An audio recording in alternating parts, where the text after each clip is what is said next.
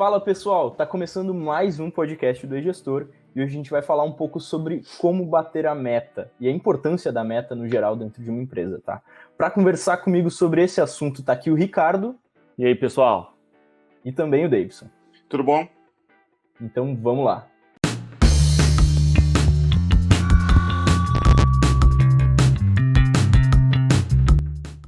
Bem pessoal, eu queria começar perguntando para vocês qual é que é a importância de uma empresa ter metas, né? De que forma que as metas podem ajudar realmente uma empresa, ou como é que isso funciona? Na verdade, eu penso que não existe uma empresa gerenciada de verdade, não existe gestão numa empresa se não tiver meta, tá? E eu tô plagiando tudo isso, eu aprendi tudo isso com esse cara aqui, ó, o Vicente Falcone, recomendo muito esse livro. Eu já vou ler uma frase dele muito importante sobre metas, tá? Deixa eu achar aqui, que tá marcadinha aqui para mim ler. Liderar é bater metas consistentemente com o time e fazendo certo. Então, vamos por parte. Liderar é bater metas. Então, um líder, né? Que todo mundo fala, tem que ser líder, não pode ser chefe, tem que ser líder. Isso aqui é ser líder, tá? Liderar é bater metas consistentemente, ou seja, não adianta só uma vez tu bater meta, tu tem que estar constantemente batendo metas com o time, não é tu sozinho, tá? Não é em grupo, é com pessoas, é com toda a tua equipe batendo metas e fazendo certo. Não adianta bater meta por um acaso, não adianta. Por exemplo, já aconteceu conosco aqui de a gente bater meta e ultrapassar muito as metas, porque a gente vende software como software de gestão empresarial, né? E teve uma época que o Estado de São Paulo parou de produzir um software gratuito de emissão de nota fiscal eletrônica. E como eles pararam de produzir isso, houve uma demanda muito grande de software para software de nota fiscal eletrônica. E aumentou muito as vendas aqui. E daí, durante um período, até a gente se dar conta do que estava acontecendo, a gente achou que nosso sistema está funcionando muito, né? Nossa equipe está muito boa, está vendendo muito, mas não é. Era uma sazonalidade que fez isso, tá? Não que isso seja ruim, a gente tem que aproveitar essa sazonalidade, mas não está dentro dessa definição que o Vicente Falcone falou aqui de metas. Então, para te ter uma empresa de verdade organizada, para te dizer que tu tem gestão na tua empresa, tu tem que ter metas.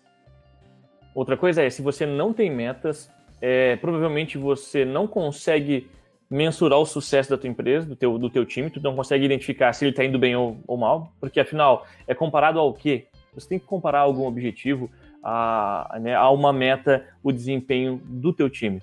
Outra coisa, se não, o time não tem uma meta para alcançar, ele também não consegue comparar e não consegue avaliar o próprio trabalho. Outro ponto se você tem um cara ali muito motivado, ele gosta de trabalhar na tua empresa, ele veste a camisa, mas ele não tem um norte, ele não tem um objetivo para alcançar, em pouco tempo ele vai perder essa motivação, ele vai perder o gosto pela coisa. Por quê? Porque ele não consegue chamar atenção batendo aquela meta ou tentando extrapolar, né, fazer 110, 120, 130%. Né? Então você acaba perdendo até o cara que é motivado por não ter meta. Então faz muito falta. Ou senão, eu vejo empresário reclamando de funcionário, dizendo aquele funcionário não faz tal coisa, não sei o quê. Mas e tu já definiu o que ele tem que fazer, tu definiu as metas que ele tem que alcançar, estruturou para saber, para ele ter uma comparação, não fez nem isso. Então tu não tem como cobrar do funcionário para saber se é ele que está errando. Na verdade, quem está errando é tu, como gestor da empresa, que não definiu as metas corretamente. Isso, e independente do setor também você consegue colocar meta, não precisa ter dinheiro envolvido, pode ser uma meta de alguma função realizada, algum processo realizado. Então tem várias formas, vários indicadores que você pode lançar, né, para montar meta independente do time. Legal. Essa era uma pergunta até que eu tinha para fazer, né? Normalmente a gente associa muito a questão de metas com equipe comercial. Meta é quantidade de venda, mas na verdade outros setores da empresa também podem ter meta, como por exemplo o financeiro mesmo, né? Que acaba ligando para cobrar clientes inadimplentes, por exemplo, e o faturamento da empresa ele pode ser uma meta que o financeiro tem que correr atrás. Então, existem vários outros setores também que tu pode buscar qual é que é o principal indicador de que aquele setor está fazendo um bom trabalho e transformar aquele número em uma meta para que eles tenham justamente algo para correr atrás, né? Porque às vezes, imagina, se eu estou num setor financeiro, é exatamente isso que o Ricardo falou. Eu tô ligando todo dia para cobrar cliente, mas no final das contas eu não sei se meu trabalho está impactando positivamente, se o resultado total do meu trabalho está ruim, porque eu simplesmente não tenho uma métrica precisa para que eu possa correr atrás. Então isso é muito importante, justamente, às vezes tá muito associado também à motivação, né? Porque tu tem algo para correr atrás. Agora, tem pessoas que são um pouco mais competitivas e que elas precisam daquele número, elas precisam, de certa forma, ser as melhores ou pelo menos estar entre os melhores em alguma coisa. E se for tudo muito subjetivo, fazer ou não fazer, as coisas acabam perdendo um pouco o sentido. E existem pessoas com esse perfil, assim, eu acho que eu me encaixo um pouco nesse perfil, de que se eu não tiver algo para correr atrás, assim, que seja um pouco mais exato, eu vou dar uma desmotivada em algum momento, sabe? Então eu tenho que estar sempre correndo atrás de algum indicador, de algum número, de alguma métrica, para justamente conseguir se sentir bem com o trabalho que eu estou performando, assim. Outra coisa, se você tem dificuldade de criar metas na tua empresa, não tem meta nenhuma, depois que você cria o primeiro setor ali, depois você pode ver como os outros setores podem também interferir, também contribuir com essa meta e criar pontos de trabalho ali dentro, né, desses outros setores que também vão de encontro a isso, né? Então todo mundo andando para o mesmo norte. Então depois de começar a primeira, você consegue identificar como os outros times também podem participar, né, desse jogo de metas ali. Eu vejo meta, como eu aprendi com o Vicente Falcone, lendo os livros dele, assistindo as palestras dele, meta tem que ser definido de cima para baixo, mas com todo mundo junto, tá? Como que funciona isso? O líder da empresa tem que definir, junto com as pessoas, qual é a meta que eles vão alcançar no ano. Digamos que eles querem aumentar a receita, aumentar a lucratividade, ou aumentar a produção, seja lá o que eles querem definir como meta. Eles têm que definir, por exemplo, queremos aumentar a receita em 30% esse ano, mantendo a lucratividade de 30% também. Tá? Essa é a meta definida para o ano. E o que o líder tem que fazer depois? Junto com as outras pessoas, começar a desdobrar essas metas setor por setor. Então, por exemplo, a pessoa logo abaixo dele, o que a pessoa logo abaixo dele tem que fazer? Tem que ser feito um plano de ação. A tua empresa tem que ter processos, né? Organizar processos dentro de cada setor. E outra coisa, vai descendo até o chão de fábrica, até lá embaixo. Todo mundo tem que participar da meta. E se alguém lá no chão de fábrica não está performando direito, isso vai influenciar no CEO da empresa, no presidente da empresa, na meta dele. Porque todas as metas têm que ser interligadas uma com a outra. O Vicente Falcone conta também que uma vez ele foi numa empresa, uma empresa gigante, e eles disseram para ele, olha, a gente não está conseguindo alcançar as metas e eu não sei por que não estou conseguindo alcançar as metas, disse o administrador da empresa. Daí ele foi de setor em setor conversando e todos os setores diziam, eu estou alcançando a meta. E no outro setor, eu estou alcançando a meta. E foi assim, todo mundo estava alcançando as metas, menos o administrador, menos a empresa, né? Então, o que isso significa? Que a empresa não definiu as metas interligadas. Não tinha como não podia existir cobrança entre setores, porque os setores ali estavam com metas muito baixas, não estava organizado, não estava interligado as metas com o total. E aí, a partir disso, eles começaram a organizar e fizeram esse desdobramento de metas de cima a baixo, organizando. E o administrador da empresa tem que definir metas que sejam difíceis, mas não impossíveis de alcançar. Tá? Tem que ter uma meta difícil, tem que ter algum desafio para as pessoas. Porque se não tiver um desafio, as pessoas desanimam. Isso, e ao mesmo tempo tu pode matar teu time também se tu criar uma meta inalcançável, né?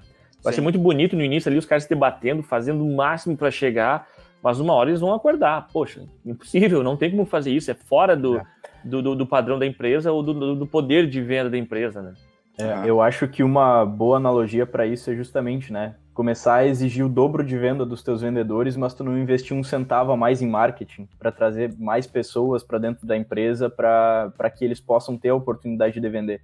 Como é que tu vai conseguir bater uma coisa com a outra, né? Então tem que estar tudo muito bem pensado. Olha, a meta de vocês ficou maior porque pelo menos, no mínimo, eu estou investindo mais aqui para que venha mais gente e eu estou conseguindo trazer mais gente também, né? Então o marketing ele justamente tem que conseguir bater essa meta de trazer mais gente para que os vendedores consigam, então, manter esse percentual de conversão e chegar na meta que é designada para eles. Senão não tem o menor sentido, assim. Tu querer forçar cada vez mais aumentar uma taxa de conversão de visitantes da tua loja, por exemplo, em compra, em clientes, quando o número de... o percentual de conversão ele já está no seu limite e tu não está conseguindo trazer uma pessoa a mais para ver os teus produtos, para conhecer a tua loja, para poder E isso tu está falando pra adiante, Escobar, porque de repente as pessoas não têm nem esse indicador. É bem comum em micro e pequena empresa eles não terem nenhum tipo de indicador, eles trabalharem às cegas. E tem empresa que cresce muito. Daí a gente pensa, tá, então essa empresa não precisa de indicador. Não, se essa empresa está crescendo sem indicador, imagina se ela tivesse indicador, se ela estivesse controlando as finanças, os números, ou esse indicador que tu falou ali de gente vindo à loja, ou seja física, seja loja online, virtual, né? Imagina tendo indicador. E aqui eu faço uma propaganda, nem devia fazer propaganda. Tu tá fazendo controle financeiro da tua empresa como, cara? Vai comprar o gestor. Exato, e relatórios gerais, na verdade, conhecer qual que é o produto que mais vende.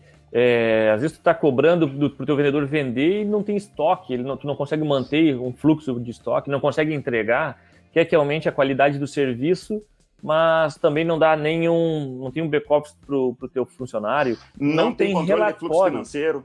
Exatamente, como é que tu pretende criar uma meta se tu não consegue mensurar nada dos números? De onde é que tu vai tirar isso? Vai ficar no caderno ali buscando as vendas e anotando, e como é que vai ser isso? Não, então Exatamente. Você tem que rodar e tem que conhecer tudo. Quanto mais conhecer, melhor. E aí é assim que a gente vê aqueles negócios da cidade que, poxa, mas aquilo era tão bom, como é que eles conseguiram quebrar? Eles conseguiram crescer porque eles estavam bem no mercado, mas não dentro de casa. Aí assim que aparece um concorrente organizado ou qualquer problema de instabilidade que ocorra, racha o castelo e ele vai pro chão. Não adianta. Uma coisa, por exemplo, assim, um indicador simples que é... Eu vejo pessoas, por exemplo, em vendas fazer da seguinte maneira. Cobra do vendedor, tu tem que fazer, sei lá, 10 vendas no mês, 1000 vendas no mês, mas só cobra no fim do mês. Se tu usa, por exemplo, um software como CRM, e agora eu não estou fazendo propaganda mais, porque a gente não vende CRM, né?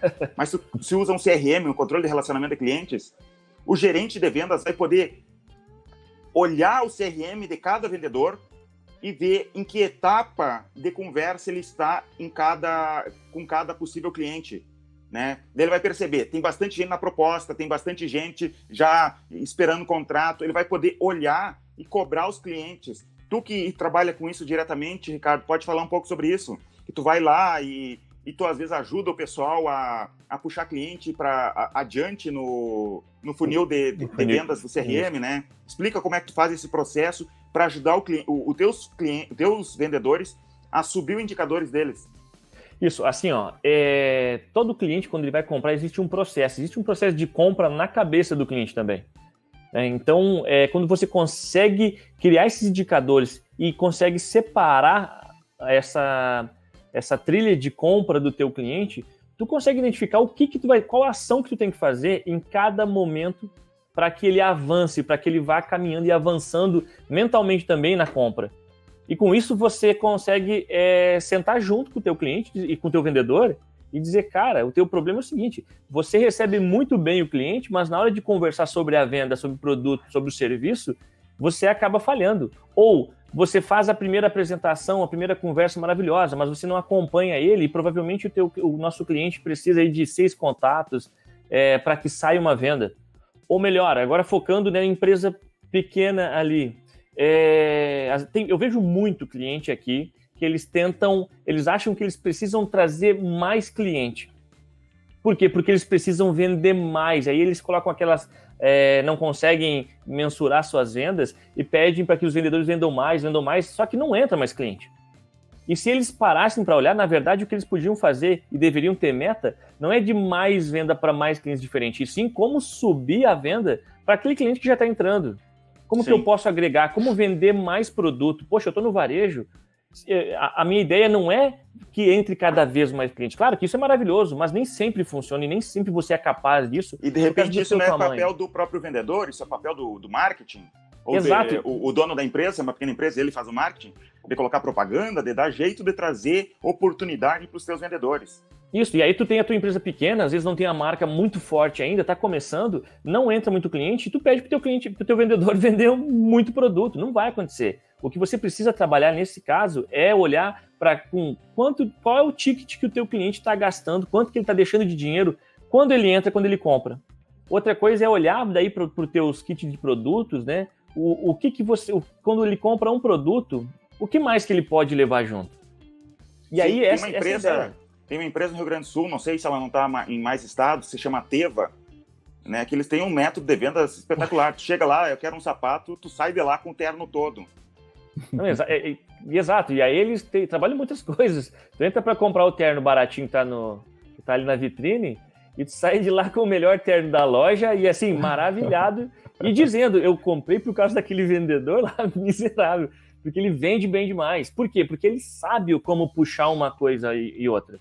E assim, ó, a meta, ela ajuda o teu time a se guiar e ter um objetivo, mas também te ajuda a estudar e saber como você consegue contribuir com o teu vendedor.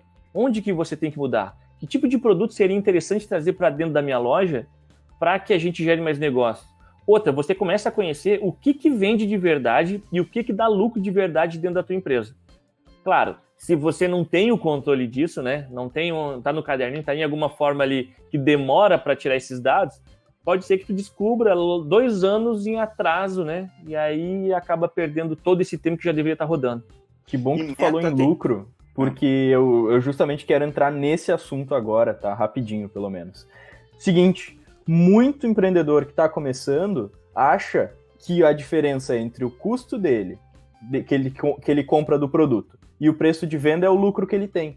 E daí, às vezes, se esse valor é de 25%, ele pode olhar e dizer, eu posso dar 5% desse valor aqui como comissão por uma meta, para o meu vendedor, né? Para o meu vendedor que bateu meta. Quando, na verdade, não é bem assim, né? Então, só entrando rapidinho nessa questão do lucro, acho que é muito importante, que tu não vai conseguir definir uma meta e tu não vai conseguir definir um valor de comissão para essa meta se tu não tiver todos os dados certinhos, organizado, o teu financeiro, para olhar um DRE e saber se tu realmente está tendo lucro ou não. A diferença entre o teu preço de custo e o teu preço de venda se chama margem de contribuição.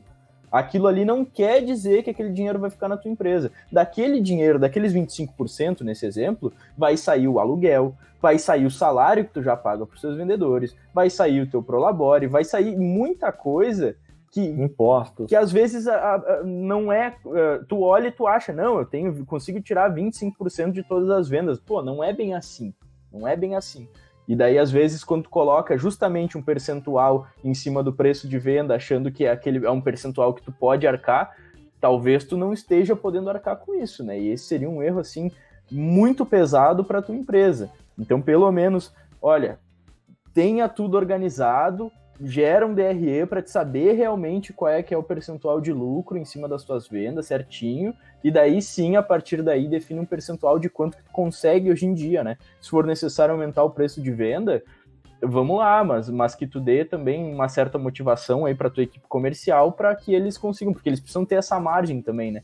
Tu precisa incentivar, de certa forma, um termo que o Davidson falou até muito no último programa, que não é ganância, como é que é? Ambição. Eles precisam ter uma certa ambição de correr atrás de número e muitas vezes isso, para um setor comercial, eu vejo que é mais comum, vem de forma financeira, não tem como fugir. Tá, e falando sobre meta, mostrando a importância da meta, as pessoas falam muito sobre inovação.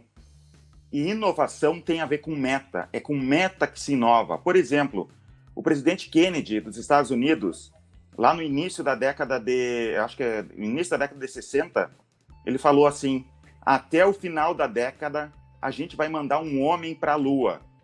Ele morreu nesse meio período ali, né? Foi assassinado, mas a meta estava estabelecida.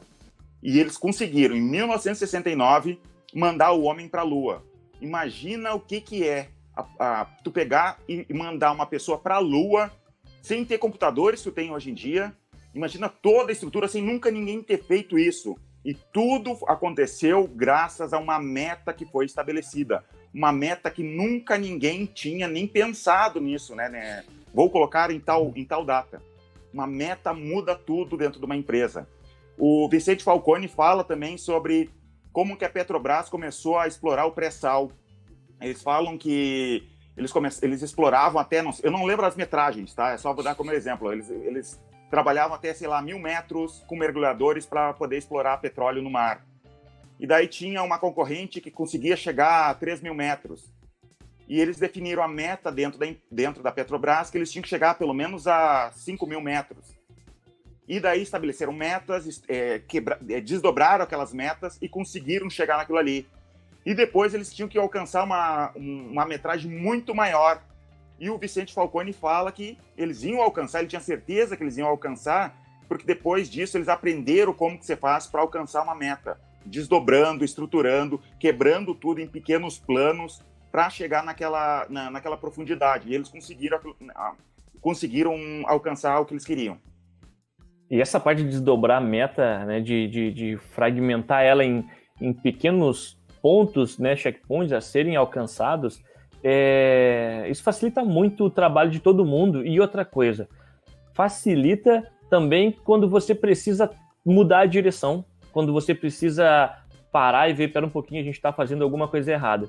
Porque se eu coloco só uma meta lá para o final do semestre, do trimestre, para o final do mês, e só vou voltar a olhar para ela quando estiver lá no final, pode ser que eu perdi, né, o fio da meada lá no início e não vi. Então, tem que segmentar, faça a meta semanal, se for possível diária, ou o menor tamanho possível, para que você possa parar e analisar, olha, a gente está alcançando. Isso serve para duas coisas, para você retomar caso esteja perdido, indo para o lado errado, ou para que você possa também ver que está muito frouxa, né? Nossa, a gente pode fazer muito mais, o pessoal está relaxando porque a meta está baixa demais. Eu posso subir um pouco, desafiar eles, quem sabe colocar até mesmo algum gatilho, alguma coisa que faça com que eles ganhem mais, caso eles passem de nível, mas no meio do caminho é a hora de ver para que você possa tomar a decisão o quanto antes.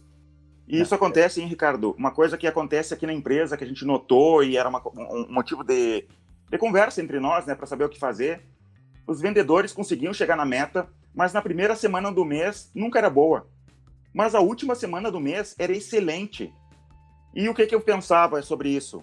Se eles estão conseguindo fazer esse nível de vendas na última semana do mês, e eles conseguissem fazer isso toda semana, de repente eles conseguiriam multiplicar essas vendas muito mais, se eles mantessem, né? Acontece esse vai e vem, não acontece? Isso, eu acho que tudo em empresa, me fala um pouco disso, que tu já viu também que tem poréns em tentar forçar a venda no início. Me fala um pouco sobre isso, que eu sei que tu sabe bastante sobre esse assunto. Isso. O vendedor, quando a gente fala em vendas, né, método de vendedor, o vendedor, primeiramente, tu tem que entender que se tu colocou um objetivo para ele de vendas, tu cobra ele por vendas, tu comissiona ele por venda, tu tem que deixar o cara vender. Ele não pode ficar fazendo o trabalho do marketing, ele tem que atender cliente, ele tem que gerar negócio. Ele não tem que ficar... Claro, se está sobrando tempo e aí existe alguma outra função que ele possa fazer, beleza. Mas isso nunca pode atrapalhar o processo do vendedor. Nós passamos pelo problema onde o nosso vendedor ele acabava tendo que, digamos que, puxar o cliente lá da porta para trazer para dentro da empresa. E aí esse tempo que ele perdia trazendo lá da porta, gerando negócio, começando a criar relacionamento com o cliente, ele comia 75% do mês do vendedor. E aí ele sobrava apenas 25% do mês de tempo onde ele parava de gerar novos negócios só para tratar aqueles negócios em aberto, aquelas vendas que estavam rodando ali. Com isso, o que acontecia? Ele ficava as 3 primeiras semanas do mês só gerando negócio e o funil de vendas vazio, ou seja, muito poucas vendas. E na última semana ele ia lá e fechava a grande parte daqueles clientes. Porém, muitos daqueles clientes já tinham comprado de concorrente, já tinham esfriado, já não tinham mais interesse, estavam olhando para outro ponto e aí não gerava negócio. E com isso nós identificamos que, espera um pouquinho, eu preciso fazer com que o meu vendedor ele fique focado em vender. Vou colocar pessoas para auxiliar ele aqui no back-office do trabalho dele, tá? Então, tudo que tiver que fazer de parte processual ou de alguma burocracia interna, uma outra equipe vai fazer e ele vai ficar gerando vendas. A gente dividiu, né, em pré-vendedor e vendedor a empresa. Isso, e claro que não é todo mundo que vai ter um pré-vendedor que tem esse formato que a gente tem. Mas, por exemplo, se você tem uma loja de venda de produto e o teu vendedor ele tem que parar de vender para ir lá procurar produto no estoque, montar o kit que vai ser entregue para o teu cliente e encaminhar para ser entregue, poxa, esse tempo que ele está perdendo aqui fazendo outra função, ele tinha que estar lá na frente atendendo o cliente. Ele tinha que estar gerando negócio.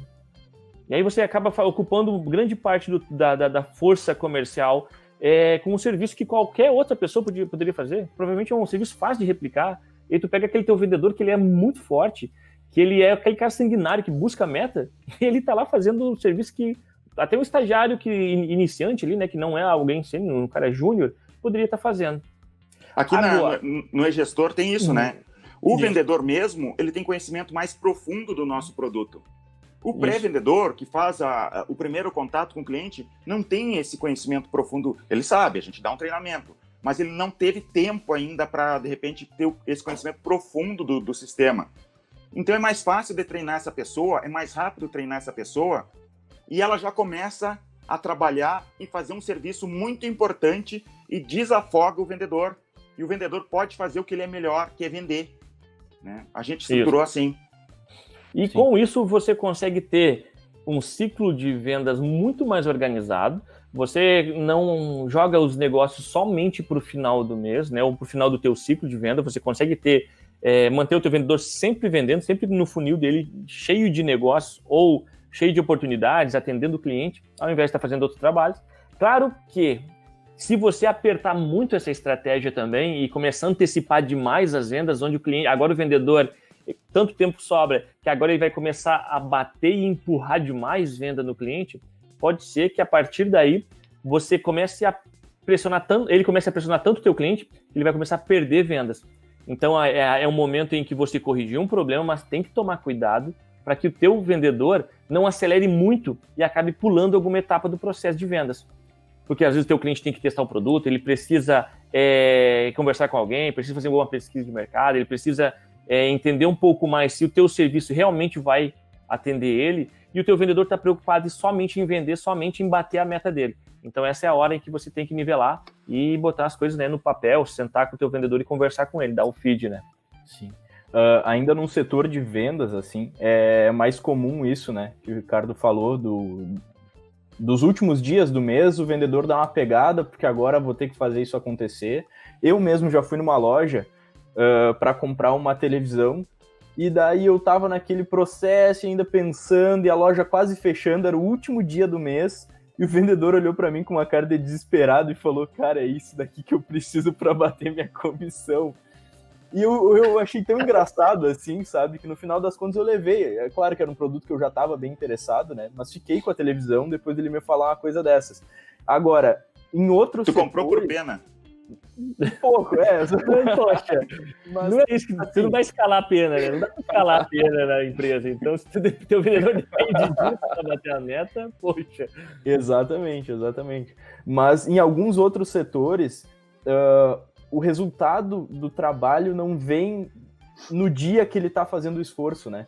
Isso para um setor de marketing acho que faz muito sentido, até para um setor financeiro, para um setor de suporte, independente do setor que tu tiver na tua empresa, que não está relacionado direto ao contato com o cliente, isso pode ser um pouco mais difícil e isso tem que ser muito dividido entre os dias úteis do mês. Então, hoje, para controlar as metas do marketing, né, porque chegava, sei lá, é dia 13, tá, do mês, a gente olhava, via o número do mês de pessoas testando o sistema, que era a nossa meta, e a gente não fazia a menor ideia de se estava bom ou se estava ruim.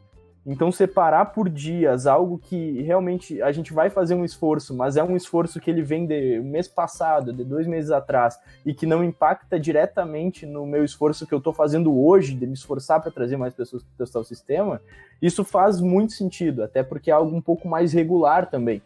É praticamente impossível, assim, a gente querer fazer um pico e sabe, ser capaz de, hoje eu preciso trazer 200 pessoas, e daí a gente realmente conseguir.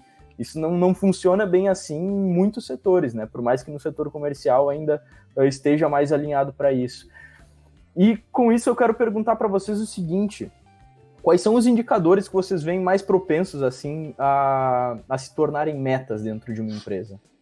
Uma empresa pequena, número de vendas, né? Numa empresa pequena, o primeiro receita, é o DRE, né? Receita e lucratividade lá. Quanto tu vai ter de receita e quanto tu vai ter de lucro no final do ano. É a receita anual. Tu tem que E numa pensar. empresa pequena, quem é que é cobrado por isso? É Esse é o administrador da empresa. Esse é o administrador da empresa. E ele tem que pensar assim, ó, ele tem que definir um crescimento da empresa. Porque digamos que ele ficou no 0 a 0. Se tu ficou no 0 a 0, se tu teve a mesma receita do ano passado, isso significa que tua empresa está decaindo. Sabe por quê? Porque teve inflação. Se teve inflação, tu tem que crescer acima da inflação. Porque se não crescer acima da inflação, cara, pega todo o dinheiro da empresa, vende ela, põe numa poupança que está rendendo mais do que tua empresa. Tu está quebrando cabeça, né, trabalhando dia e noite aí, trabalhando, para ter uma receita abaixo da inflação, cara, não está valendo a pena. Tem que ser acima da inflação. Tem que definir essa meta a partir disso. Já é um meio de tu ir pensando de como que tu vai estruturar essa meta. É muito interessante isso que tu falou, deixa eu só complementar, Davidson, porque a gente pensa muito em meta no como é que eu vou fazer o meu funcionário trabalhar melhor, ele vender mais e tudo mais, mas na verdade a primeira meta que tem que ser estabelecida é justamente no próprio empreendedor, né? Eu tenho que olhar e eu tenho que saber que eu preciso crescer a minha empresa tanto em faturamento e tanto em lucratividade. Ponto. Uhum. Depois que tu definiu quanto que tua empresa vai crescer em receita e lucratividade, tem que manter, não adianta só tu aumentar a receita e cair lá embaixo a lucratividade, não que temporariamente tu não possa ter alguma diminuição na lucratividade para poder fazer aumentar a receita, mas tudo estudado, tem que ter isso daí. Depois que tu tem esse número, agora tu vai ter que quebrar em vendas. Quantas vendas tu vai precisar ter para chegar nessa receita, né? Depois, quantas vendas? Agora eu vou dividir essas vendas em meses. Agora eu vou dividir essas vendas em vendedores, né? Quanto que cada vendedor, em média, tem que vender para chegar naquela receita. E depois em produção. Se eu preciso, sei lá, se tu tem uma pequena fábrica, se tu precisa vender, sei lá, 100 peças do teu produto, quanto de produção, quanto tu tem que produzir ali. E tem que já ir desde o chão de fábrica, né? Estruturando até lá em cima para poder chegar na meta. Pode parecer difícil, assim, ó, não é difícil, só é trabalhoso. Tu tem que colocar. E outra coisa, quando tu define isso e tu define com as pessoas, tu vai chegar funcionário por funcionário e explicar para onde é que tu tá indo, o que tu pretende com aquela empresa, e estabelecer as metas, as pessoas vão gostar, tá? Elas vão participar da meta junto contigo. É muito melhor do que empurrar a goela abaixo uma meta que as pessoas nem sabem por que a pessoa tem que alcançar aquela meta ali. Tu vai perguntar para cada pessoa, olha, como que tu tá aqui e onde é que dá para chegar. Exato, e se tu for ver, isso que foi o que a gente falou no início, né? Uhum. Então, e o Falcone também comenta, depois que tu estabelece uma meta central e tu vai escalonando para os outros setores, tudo vai acontecendo, tudo vai aparecendo. Eu preciso de mais vendas, eu preciso gerar quantas oportunidades, eu preciso ter quanto de estoque, eu preciso comprar melhor qual tipo de produto. Você começa a enxergar de uma forma diferente. E esse é eu acho que é uma grande fraqueza, né, nas pequenas empresas brasileiras. Eu acho que o empreendedor brasileiro, ele é muito fera, ele é um cara incrível mesmo, assim, ele compra muito bem, ele entende muito business de vender, mas às vezes ele peca nessa parte da gestão por não conhecer como funcionam os números dele. Ele não consegue fazer com que um colaborador, com que um funcionário ajude a ele, identificando, cara, eu acho que eu posso fazer tal coisa aqui dentro, que isso vai ajudar. E também, quando ele está atendendo o cliente, quando ele está exercendo a função dele, ele também sente dificuldade de saber onde ele deve cuidar, o que ele deve prestar atenção para auxiliar a bater aquela meta, para a gente conseguir bater aquele inimigo em comum.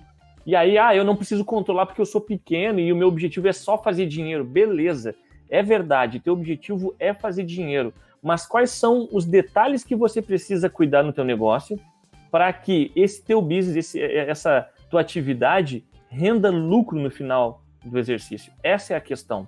Aí eu fico trabalhando no escuro, não tenho informação nenhuma, eu acho que é somente... Eu fico à mercê do cliente entrar aqui e fazer negócio com aquele cliente que apareceu do nada. Por quê? Porque eu não consigo estipular onde que eu deveria estar lançando a minha marca, onde eu deveria estar oferecendo meus produtos e serviços. não sei quanto o cliente tem que entrar, não sei quanto que eu tenho que vender, e no final do mês eu fico rezando para que tenha dinheiro no caixa para pagar aquela fila de boleto, aquela pilha de boleto que eu tenho em cima da mesa. A pessoa trabalha só com movimentação financeira. Olha aquele dinheiro entrando e acha. Ele só olha para a receita, né? Só a receita. Isso, exato. E daí vê aquele dinheiro entrando, cara, tô rico, tô muito bem. Tem um amigo meu que ele é consultor de empresas e ele foi prestar consultoria para uma empresa. E ele falou assim, é uma coisa, né, que a gente tem que falar, que estabelecer meta pode ser desconfortável. E essa empresa que ele estava dando consultoria, eles misturavam dinheiro pessoal com dinheiro da empresa. A esposa ia lá e pegava o dinheiro, assim, abria o caixa, pegava o dinheiro e ia fazer as compras no supermercado. Era normal isso. E daí, esse meu amigo, que é consultor, conversou com a pessoa, e disse, com o dono da empresa, e disse, olha, isso não pode acontecer, tu vai ter que definir quanto que cada um vai tirar, e deu, não pode ficar tirando, né, toda hora. E daí o dono da empresa foi falar com a esposa, e a esposa embrabeceu e saiu da sala braba com ele. Existe um desconforto nisso. Só que assim, ó, é um desconforto, mas a gente tem que tocar nessas feridas, tá? Senão tem que ter a realidade na ponta do lápis ali, senão a tua empresa não vai funcionar se tu não tiver essa coragem de, às vezes, pisar no calo de algumas pessoas para fazer as coisas funcionar. Outra coisa que tem a ver com meta também, eu acho que é outra falha, e a gente vê que a empresa que está dando certo, ela faz. Uma empresa, ela é tecnicamente uma máquina que você está dirigindo ela. E você tem o campo de visão, o quanto você consegue enxergar para frente. E aí tem muita empresa brasileira, ainda principalmente as pequenas, que, cara, eles estão dirigindo uma máquina em alta velocidade e eles conseguem enxergar 10 metros para frente, ou 30 metros, vamos colocar aí 30 dias. Ele vive aquele mês e aí ele tem que se virar com aquela informação que chegou muito rápido. Uhum. Sendo que eles poderiam fazer, a gente deveria fazer, toda empresa deveria fazer a previsão do que tem para frente. O que eu já tenho, o que eu já sei de informação do que eu tenho de custo para o mês que vem. O que eu já tenho parcelado de receita para receber. Isso ajuda a fazer meta. Isso ajuda a você saber assim, olha, esse mês eu preciso vender tanto porque eu já tenho tanto para receber e eu tenho tanto para pagar. Isso é o básico, né? Então, isso é arroz com feijão, pelo amor de Deus. Tem que fazer o básico. E as pessoas querem fazer as firulas. Tem que fazer o básico. Por exemplo, uma vez eu estava querendo aprender a jogar xadrez. Eu era adolescente e queria aprender a jogar xadrez. Comprei um livro de xadrez. Eu sou muito ruim no xadrez, tá? Mas eu comprei um livro de xadrez e comecei a ler sobre como jogar xadrez. E daí no xadrez, a teoria deles era da seguinte maneira. Existiam as aberturas, né, como que tu abre o jogo, e tinha a finalização do jogo. Né, como que tu finaliza, por exemplo, tu tá com tantas peças, tu tá com poucas peças, como que tu encurrala o rei do teu adversário para poder vencer. Eu não segui o conselho do livro, né, me empolguei com o livro, não segui o conselho dele. Ele primeiro aprende as finalizações e depois tu aprende as aberturas. Eu vou aprender as aberturas, porque daí se eu abro bem o jogo, eu já vou ganhar de todo mundo. E o que acontecia quando eu ia jogar com meus amigos? Eu realmente abria bem o jogo, e depois eu não sabia finalizar, e acabava perdendo mesmo estando com peça a mais que eles. Tá? Então, volta pro básico. Vamos fazer o básico. Quando que tu controla a entrada e saída de dinheiro, né? E a partir disso, tu tendo o básico, controlando o mínimo ali, tu já vai começar a criar metas, tu vai ter informação suficiente para fazer tua empresa crescer muito. Nada mais sofisticado do que fazer o simples, né? Fazer aquilo que tu consegue replicar, às vezes tu fica procurando mágica, e na verdade, até tem uma brincadeira que eu faço muito quando eu tenho a oportunidade de conversar com algum cliente, a gente tá um contribuindo com o outro, eu faço, tu já imaginou que incrível se tu pudesse imaginar o que tu tem pra pagar e receber no mês que vem? Cara, é verdade, que incrível. Pois é só fazer. Tu não assim, sabe? É a mesma coisa quando o cara vai vender. Poxa, já imaginou se tu pudesse saber tudo que tu deseja sobre esse cliente? Nossa, seria incrível. Mas então pergunta pra ele, entende? A gente fica esperando algo tão incrível, algo tão subliminar, e esquece do mais simples, assim, às vezes da coisa mais absurda, mais básica. Nossa, eu posso pegar um papel ali e fazer. Tem um livro que se chama Adam's Obvious. Deve ter gratuito na internet para baixar. Que é a história de um homem que ele fala o óbvio.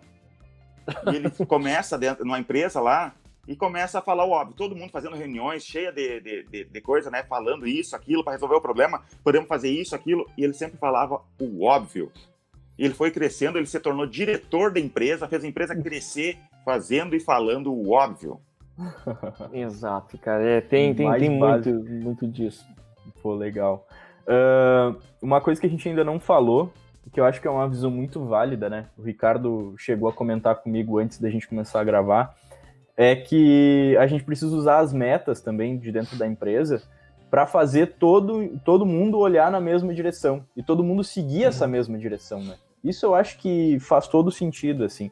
Então, se tu tem diversos setores dentro da tua empresa e tá cada um correndo para um lado, o negócio não vai andar para frente, porque a força não tá levando a lugar nenhum, né? Tem uma pessoa correndo para cá e outra correndo para cá, tu vai ficar parado, acabou.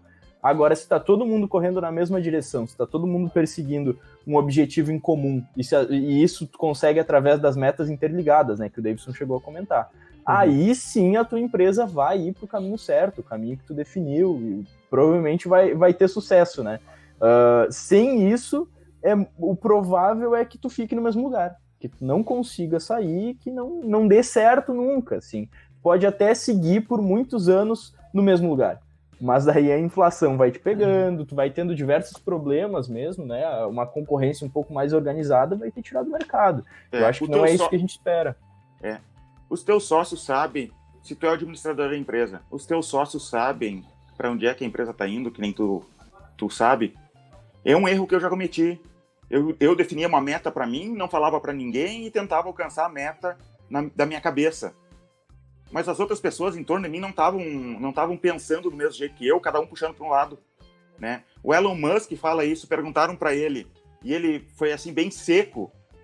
Como é que tu faz uma empresa crescer tanto, Elon? Perguntaram para ele, né? Ele, imagina a tua empresa como um vetor e uma sucessão de pequenos vetores. Faz todos esses vetores apontar para o mesmo lado. E ficou quieto, era só isso. E eu, que bobagem. E fui pensar depois, cara, é isso aí. É realmente isso daí. Fazer todo mundo pensar para o mesmo lado. E eu vejo que muitos dos meus erros às vezes, falta de comunicar para as pessoas as metas, né? Estruturar isso daí, né? Isso, e assim, falou em Elon Musk, poxa, o cara, as empresas dele são empresas bilionárias, coisas incríveis, mas isso se aplica, é administração, é gestão. Se aplica da gestão de pequenos micronegócios, ali, onde é só você, o lobo solitário, até grandes negócios. Por exemplo, não adianta de nada você ter como meta da empresa ter um super atendimento do teu cliente, o teu vendedor vai lá, faz um baita do negócio, vende muito bem, aí o cara que vai entregar o produto, poxa, não trata bem o cliente, não aplica o serviço direito, não entrega o produto com qualidade, então fica um fazendo uma parte muito bem feita e a outra não, ou seja, não é entregue para o cliente no final das contas o mesmo objetivo. Outra coisa, momentos de empresa. Tem momentos em que você precisa jogar dinheiro para dentro da máquina. E aí você sai vendendo produto e serviço, fazendo acontecer. E aí o objetivo é volume, quantidade. Mas depois que você tem um nome na cidade, você já no mercado, o pessoal já te conhece, você já está bem estruturado, não precisa jogar muito cliente para dentro, já não é mais tão sanguinário assim o objetivo, e você quer trabalhar qualidade. Se o pessoal ainda está com aquela ideia de bater no cliente para fazer acontecer, provavelmente eles vão falhar nisso. Então, com o decorrer, com que o negócio vai amadurecendo, você vai tendo que mudar esses objetivos e o objetivo coletivo ajuda muito. Por quê? Porque o teu funcionário ele também tem objetivos pessoais.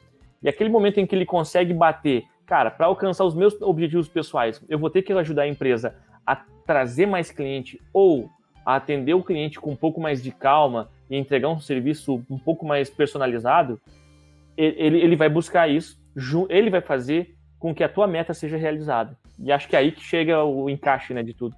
Outra meta do Elon Musk, no SpaceX, né, não sei se vocês, os ouvintes estão acompanhando, mas um dos objetivos do Elon Musk é levar pessoas para Marte. Ele está trabalhando na empresa dele chamada SpaceX para isso. E tudo que eles vão fazer dentro da empresa, ele se pergunta, né? Ele é o administrador, o CEO da empresa. Isso que a gente vai fazer agora, deixa a gente mais perto de levar alguém para Marte ou não? Se a resposta é não, eles não fazem. Isso, para não perder o trabalho. Eles estão trabalhando e junto com a NASA agora, né? Prestando serviço para a NASA justamente para entregar coisa na estação espacial e tudo mais. E ele acaba vendo isso tudo justamente como teste para o objetivo principal da empresa. Isso é muito interessante, né? Não tem problema eu fazer algumas coisas que não são exatamente o meu objetivo principal, contando que isso me deixe mais perto do meu objetivo principal, ou me dê o recurso financeiro, talvez, para o meu objetivo principal. Isso também é um ponto válido. Deixa eu perguntar para vocês o seguinte agora, tá? Eu quero que o Ricardo me fale um pouco sobre as metas progressivas, assim, sobre gatilhos em metas. Na tua experiência, isso dá certo? De que forma que eu consigo estruturar hoje num pequeno negócio algo similar? Existem várias formas, né? Se tu for pesquisar na internet, existe, cara, centenas de formatos que você pode estruturar tuas metas dentro da empresa. Eu gosto muito de gatilhos, acho muito bacana mesmo. Por quê? Existem níveis diferentes de vendedores, tá? E aí, se você coloca uma meta única, uma coisa vai acabar acontecendo. Ou você vai colocar uma meta em que o teu vendedor estrela, vamos colocar assim, aquele cara que é o sênior, ele consegue com muito esforço alcançar, mas todo o time não alcança, o resto do time não alcança, e você acaba afogando os últimos colocados.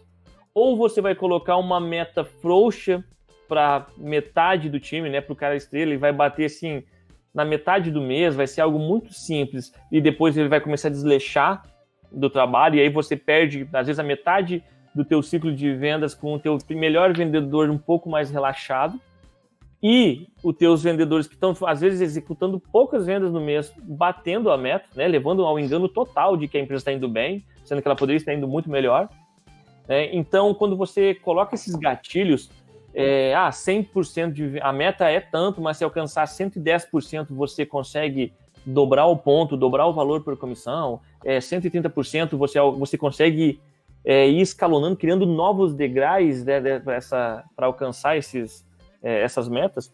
Você faz com que até o último dia, até o último momento, eu esteja buscando fazer mais, fazer os 110%, 130%, e aí você pode colocar metas realmente assim, super agressivas lá em cima, e o pessoal vai buscar. Outra coisa, faz com que o cara esteja sempre se desafiando, faz com que ele esteja sempre inquieto. Outra coisa quando você trabalha com fornecedores diferentes, que pagam comissões diferentes, ou você tem um produto que vende muito bem, mas tem aquele produto que não é tão fácil de vender, mas tem uma margem incrível.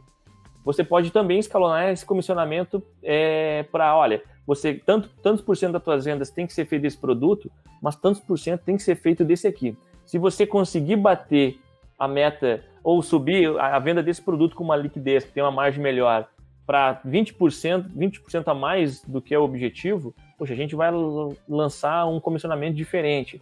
Então essas metas fazem com que o teu time não morra na metade, né, porque abandonou por ser muito difícil a tua meta, e também não relaxe porque já bateu a meta muito cedo, né? Faz com que todo mundo esteja sempre buscando. Legal. Contar uma história. A gente tem uma vendedora aqui na empresa que ela começou bem cedo com a gente, quando a gestora estava começando, e eu criei para ela, para ajudar ela, né, um sistema de pontuação para a gente começar a fazer a comissionamento dela, né, de outros vendedores. A gente tinha 3 vendedores na época. E eu lembro que a primeira meta que eu coloquei nesse sistema de pontuação que eu inventei, que é usado até hoje, eles tinham que alcançar 7 pontos. Hoje, com processo, com gatilhos de vendas, essa mesma vendedora já alcançou 71 pontos num mês de vendas. São 10 vezes mais do que ela fazia lá no início, com processo, com meta, sabe? Dá para crescer muito estruturando a empresa. E mesmo legal, assim, vendedor que já é bom, ele consegue ser ainda melhor, né? Uhum. Não, e se ele é bom, se é aquele cara motivado, é o vendedor, aquele cara que realmente, assim, ele busca números, eu brinco que eles montam, né, acampamentos em alguns níveis de vendas lá. Cara, eles já começam um mês pensando, olha, 130% da meta é o mínimo que eu tenho que fazer. Então, assim, ele não vai buscar lá no final, ele vai bater desde o primeiro dia E outra, se ele chegar a 130, que é o objetivo, e faltam 3 dias, assim, ó, ele vai te incomodar para fazer mais 10% e bater o próximo gatilho. E esse é o grande sabor do gatilho. Eles não aceitam menos do que isso depois de um tempo. Ricardo, já aconteceu de vendedor nosso que foi promovido, né? A vendedora era para vendedor, foi vendedor. Contar uma história que aconteceu contigo. Sim. E daí tu disse assim, tá, tu vendeu tanto, mas até o fim do mês tu vai alcançar tal meta. E a menina, tu é louco, Ricardo? Capaz, não vou chegar nisso de jeito nenhum. E chegou, né? E daí nos outros meses ela não queria menos que aquilo. Cara, é ser humano, né? É vendedor ainda é um ser humano. Então ele tem gatilhos mentais, ele tem algumas barreiras que ele mesmo coloca. Entende? Isso. E se você quebra esse gatilho e ele vê que ele é capaz de fazer aquilo ali, ele começa também... e aí o cérebro da gente, ele aprende que algumas coisas que você faz, ele libera algum sabor ou alguma vitória, alguma recompensa. E teu cérebro ele passa a buscar mensalmente ou diariamente aquela atitude, aquela atividade que vai disponibilizar novamente aquela sensação. E isso entra várias coisas que a tua meta tem que entregar. Não somente valor, né? Não somente cash, não somente dinheiro. E também outros pontos que fazem com que ele tenha experiências positivas por alcançar as metas. E aí entra esse caso. Ah, não, mas eu estou com 15 pontos aqui. Não, que bom, 15 pontos é legal para o teu início, mas vai bater 30. Não dá de jeito nenhum. As pessoas querem, e os vendedores acabam querendo trabalhar fora do horário, a gente tem que expulsar as pessoas. Não tem que olhar e-mail em horário de almoço, não pode, porque senão as pessoas querem ter uma vantagem a mais, um tempo a mais para querer bater aquela meta, né? E as leis trabalhistas não permitem isso, então não. Desliga o computador, vai para casa. Nós temos fatos engraçados aqui, por exemplo, ter que bloquear o sistema no horário de manhã cedo, porque senão o pessoal chegava 1 hora antes do trabalho, 1 hora antes de começar o expediente, para já começar a pegar cliente para atender. Então cria exatamente isso. Por quê? Porque é saboroso. E outra coisa, nada melhor do que ter o teu funcionário trabalhando, sabe, com ânimo, com vontade. É aquela ideia de que 3 formas de negociar com as pessoas você tem. Uma, você vai fazer força com ela e ela vai fazer força contra você, vai querer, né? Não, você é chato, você é muito na base do poder, eu não vou fazer. Outra você argumenta com ela pelo motivo qual ela deve fazer, ela argumenta contra, com a ideia do porquê que ela não deve. E o formato ideal é quando você convence ela a buscar aquela meta, buscar aquele objetivo da tua empresa, porque ela quer. Ela diz que ela deseja fazer. Ela acorda todos os dias motivada e com o objetivo de fazer. Quando você consegue chegar nesse cenário, cara, não tem, a tua empresa vai decolar. Porque não é só você pensando em como que eu vou vender esse produto. Os teus funcionários, os teus colaboradores, eles começam a dar dica, a buscar como melhorar tudo, né? Isso é a meta. E eles não aceitam novos funcionários que não entrem nesse ritmo. Aquelas pessoas, eles começam a escantear aquela pessoa, ou aquela pessoa não aguenta e pede, olha, eu quero pedir demissão porque eu não estou aguentando o ritmo deles aqui. Exato. Eu queria um organismo muito forte, né? O clima da empresa vira... a cultura da empresa é focada nisso, né? Tu gamifica os processos, né? E daí é muito mais prazeroso do teu funcionário querer correr atrás daquele número, porque tu precisa pensar, quando tu tá estruturando todo o teu esquema de metas, que tu tá montando como se fosse um jogo para que os teus funcionários joguem. E é tu que tá decidindo as regras agora. E daí tu pode fazer um jogo ruim, que ninguém vai dar bola, ou que é muito fácil, ou que é muito difícil e não tem como, ou tu pode fazer um jogo que as pessoas se empolguem, e todo dia elas queiram correr atrás daqueles números, que elas queiram fazer realmente o teu objetivo acontecer. Agora, sobre esse assunto que o Davidson puxou agora há pouco, tá? Eu queria perguntar a respeito das metas coletivas, porque ele falou um pouco sobre a pessoa que não aguenta o ritmo, que não se encaixa, né? E eu acho que isso está muito ligado à cultura da empresa também, que tu desenvolve através dessa própria gamificação dos teus processos. Mas, através de metas coletivas, também é uma maneira de tu fazer com que a tua equipe esteja alinhada e que eles estejam correndo na mesma direção, né? Qual é que é a experiência que tu já teve com isso, Ricardo? Olha, eu acho muito bacana. É delicado que se você colocar toda a tua meta, todo o resultado do teu colaborador somente de metas coletivas, pode ser que isso torne o clima e a cultura um pouco agressiva demais, né? Um pouco... pode ser que o teu vendedor, que é sênior, que está ali há muito tempo trabalhando, que já manja demais o negócio, ele não permita nem que o pessoal que está começando se desenvolva. Por quê? Porque ele não vai aceitar aquele tempo de, você tem 3 meses para quebrar a casca e começar a vender, né? Ou independente do setor que seja. Então, eu acho que essa meta coletiva ela tem que ser parcial. Tem que ter uma parte da meta, uma parte do resultado ser focado em resultados de outras pessoas, de outros colaboradores, de outros colegas. Isso ajuda muito para que o teu próprio time eduque uns aos outros, para que a cobrança também exista dentro do time, para que não seja só aquele cara assim, olha, eu sou bom, sei fazer, eu não compartilho com o meu conhecimento, porque eu não preciso me importar, eu fazendo o meu tá legal. Então, acho que isso tem tudo a ver, né? Porque quando tu consegue criar uma comunidade de pessoas que estão dispostas a justamente melhorar, e às vezes melhorar é fazer com que o cara do meu lado faça melhor ainda, que ele chegue no meu nível para eu aprender um pouquinho com ele, porque não tem ninguém tão burro que tu não vai conseguir aprender nada com essa pessoa. E tu cria um desconforto na empresa. Isso. E é importante que a empresa não seja confortável demais. Tem que existir um nível de desconforto para todo mundo. Isso, na hora que estiver confortável com tudo, vai estar confortável com algum erro. Isso é clássico. E outra, a própria empresa, o próprio time vai moldando o time, entende? A pessoa chega, ela é absorvida de uma forma absurda. Por quê? E na verdade isso vira a cultura fica tão forte que às vezes não é nem mais por causa do número, mas a gente já pegou o hábito de abraçar a pessoa quando chega e ajudar ela a crescer, ajudar ela a subir. Então, acho que é interessante. Não funciona, não necessariamente tem que ser assim, tá? Você tem que estudar e ver se isso vai ser interessante para você, né, para o teu time, para o teu formato de vendas. É uma ideia, é bacana, mas tem que ver se realmente vai agregar, né, no teu formato de vendas. Não, nem tudo é escrito na pedra, né? Pode ser que não funcione para você. Deixa eu fazer uma pergunta agora, tá?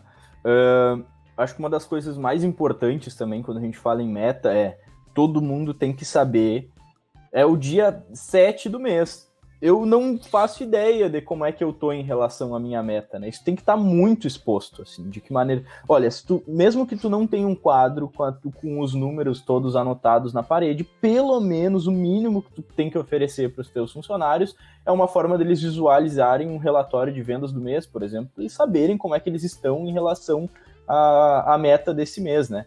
Quais são as outras opções assim que a gente tem para justamente monitorar a meta, para deixar todo mundo ciente, para que as pessoas, para que aquilo se torne parte do dia a dia de cada um e que cada um queira correr atrás disso?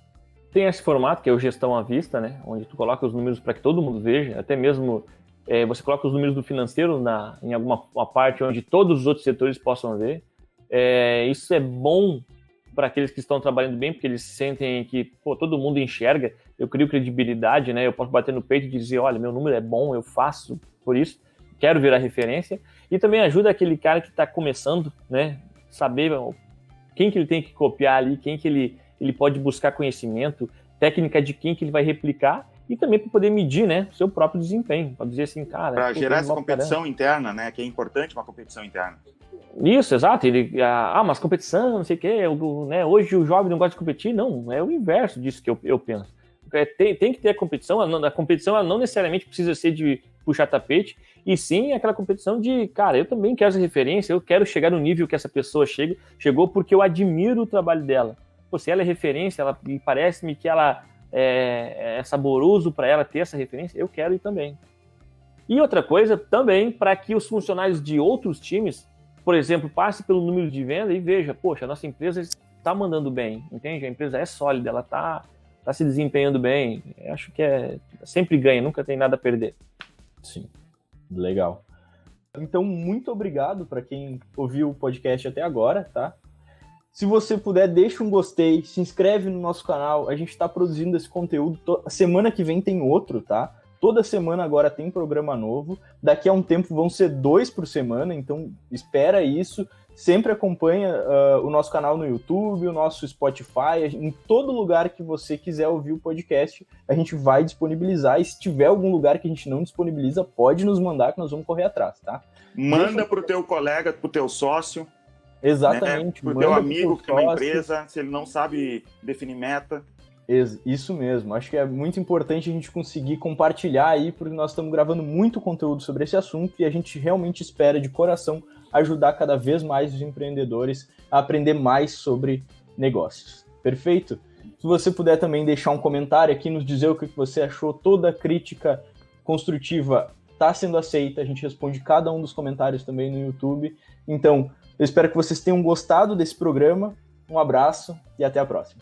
Até mais. Até mais, pessoal. Tchau.